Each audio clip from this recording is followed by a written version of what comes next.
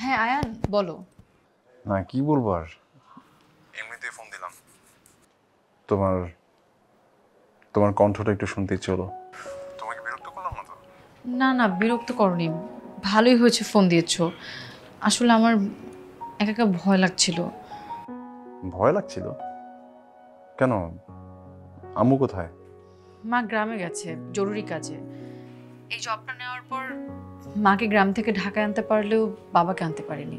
সে তো তার খামার রেখে এখানে আসতে পারবে না। আম্মু ফিরবে কবে? সন্ধ্যা তো কথা হলো, বললো যে কাল পরশু ফিরবে। তাহলে তো একা একা বাসায় ভয় লাগাটাই স্বাভাবিক।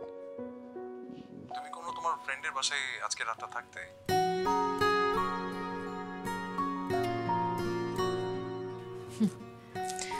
আয়ান তুমি মনে হয় ভুলে গেছো, তোমাকে বিয়ে করার পর আমি আমার বন্ধু বান্ধব সব বাদ দিয়ে দিয়েছিলাম। আমার পুরো জগৎটাই ছিল তুমি।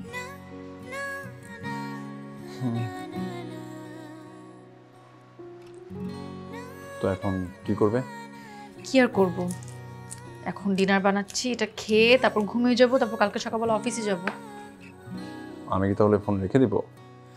জি জনাব, ফোনটা রেখে দেন। শুভরাত্রি। শুভরাত্রি।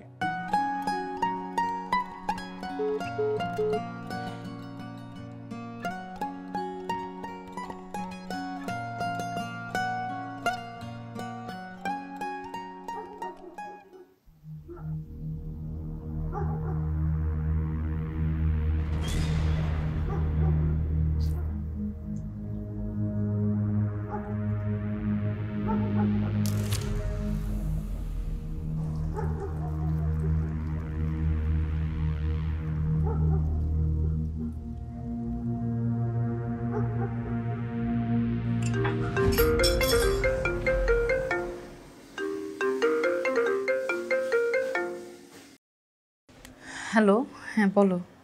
আরে আর বলো না, বুঝছো, তোমার বাসার সামনে দিয়ে যাচ্ছিলাম, হ্যাঁ মানে গাড়িটা নষ্ট হবে ভালো কথা, একেবারে তোমার বাসার সামনেই নষ্ট হলো ছাতার মাথা। মানে কি যে একটা বাজে সিচুয়েশন।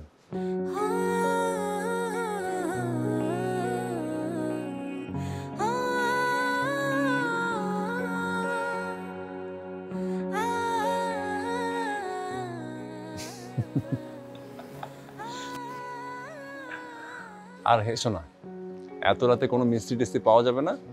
এখন যা বুঝতেছি সারা রাত আমাকে এখানে থাকতে হবে।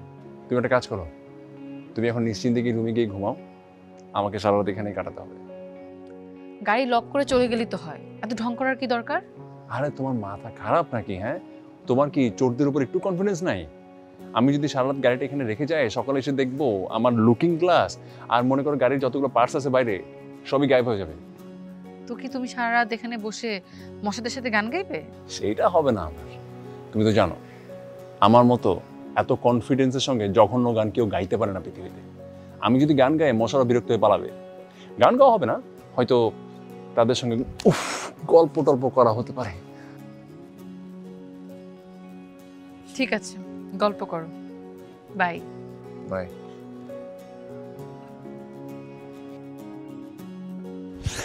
আহ